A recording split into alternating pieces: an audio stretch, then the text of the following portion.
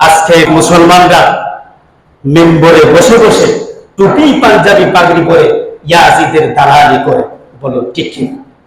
এই সমস্ত ইয়াজিদের দালালদেরকে কখনো হুসাইনি মুসলমান বলা যায় না। এদের ভিতরে হুসাইনের কোনো মহব্বত নাই। এরা হচ্ছে আল্লাহ রাব্বুল আলামিনের পাপিষ্ঠ সেই বান্দা, যাদেরকে আল্লাহ রাব্বুল আলামিন কিয়ামতের ময়দানে সবচেয়ে নিকৃষ্ট জায়গায় নিক্ষেপ করবেন এবং অনন্তকাল সেখানে আল্লাহর পক্ষ থেকে আল্লাহ রাব্বুল আলামিন আগুন দিয়ে জ্বালাবেন। বলি নাউজুবিল্লাহ, আর জোরে বলি নাউজুবিল্লাহ। যারাই আহলে বাইতের সাথে বেয়াদবি করেছে, এরাই কিয়ামত পর্যন্ত ধিক্কারের মালিক হয়েছে। এরা ধিক্কার পেতে পেতে এই পৃথিবীর জমিন থেকে বিদায়। বলি না নাউজুবিল্লাহ। যখন ইমাম হুসাইন রাদিয়াল্লাহু তাআলা আনহুকে হত্যা করা হলো, হত্যা করার পরে কুফা নগরীতে নিয়ে যাওয়া হলো উবাইদুল্লাহ ইবনে জিয়াদের সামনে। সেই মাথা মুবারককে 72টা মাথা উবাইদুল্লাহ ইবনে জিয়াদের সামনে উপস্থাপন করা হলো। উবাইদুল্লাহ ইবনে জিয়াদ সেই মাথাগুলোকে সামনে রেখে বলল যে হুসাইনের মাথাটা আমার সামনে দিয়ে আসো। বলি না নাউজুবিল্লাহ, আর জোরে বলি নাউজুবিল্লাহ।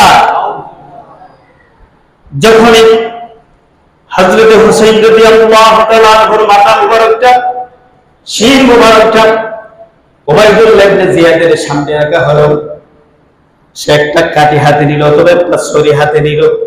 ছড়ি বুঝেন তো? লাঠি হাতে নিয়া হযরত হুসাইন রাদিয়াল্লাহু তাআলা আনহুর মাথার মধ্যে আঘাত করে আর বলতে থাকে, রে মুহাম্মদের বংশধর শোনো, আজ থেকে পৃথিবীর মানুষ শিক্ষা নিয়ে যাবে উমাইয়া বংশের লোকেদের সাথে ঝগড়া করার পরিণতি কি? এই বলে সে হাসাহাসি করে আর ধিক্কার জানায়। উবাইদুল্লাহ ইবনে জিয়াদের সবাই ওই সবার ভিতরে আল্লাহর হাবিব সাইয়্যিদুল মুরসালিন খাতামুন নবিয়্যিন হুজুর নূর সাল্লাল্লাহু আলাইহি ওয়াসাল্লামের একজন সাহাবী, ওনার নাম ছিল যায়েদ ইবনে আকরাম রাদিয়াল্লাহু তাআলা আনহু। হযরত যায়েদ ইবনে আকরাম রাদিয়াল্লাহু তাআলা আনহু বয়স্ক মানুষ, অসুস্থ মানুষ। ওই মিটিং এর ভিতরে তিনি ছিলেন যখনই উবাইদুল্লাহ ইবনে জিয়াদ রাসূল সাল্লাল্লাহু আলাইহি ওয়াসাল্লামের দৌহিত্র শেষ বংশধর, যাকে তার সামনে মাথা মুবারক শির মুবারক সামনে রেখে হাসাহাসি করতেছে, তামাশা করতেছে, হাসি ঠাট্টা করতেছে, এমন করে যখন কতগুলা বলতেছে, হযরত যায়েদ ইবনে আকরাম রাদিয়াল্লাহু তাআলা আনহু বললেন, জিয়াদ সাবধান হয়ে যাও, তোমাকে আমি বলি সাবধান হয়ে যাও। কারণ আমি যখন রাসূলুল্লাহ সাল্লাল্লাহু আলাইহি ওয়াসাল্লাম জীবিত ছিলেন, আমি দেখেছি রাসূল সাল্লাল্লাহু আলাইহি ওয়াসাল্লাম হযরত হুসাইনকে কোলে নিতেন, হাসানকে কোলে নিতেন, কোলে নিয়ে সমস্ত শরীরের ভিতরে হাত বোলাইতেন এবং কপাল মুবারকে, গাল মুবারকে তিনি চুমু খেতেন। শরীরটা সরাইয়া দাও, না হলে পরিণতি ভালো হবে না, আল্লাহর কাছে তোমার জবাবদিহি করতে হবে। আল্লাহু আকবার। উবাইদুল্লাহ ইবনে জিয়াদ বলতেছে, রে কুলাঙ্গার শোন, এক এক করে নবীর বংশধরকে আমরা শেষ করে দিয়েছি।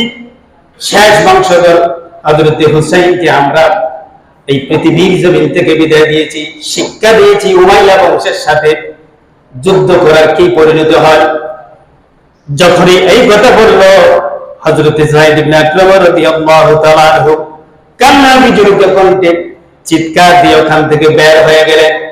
বের হয়ে যাবার পরে চেঁচামেচি করে কান্নাকাটি করতেছেন আর বলতেছেন, দেখ কুফাবাসী শোনো, আজ তোমরা একটা ভুল করেছো, যেই ভুলটা কিয়ামত পর্যন্ত তোমরা শুধরাতে পারবে না।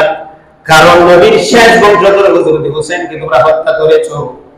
ঘুষ খেয়ে তোমরা উবাইদুল্লাহ ইবনে জিয়াদকে গভর্নর বানিয়েছো, শিমারের পক্ষ তোমরা নিয়েছো, পাপিষ্ঠ সন্তান ইয়াজিদের পক্ষ তোমরা নিয়েছো।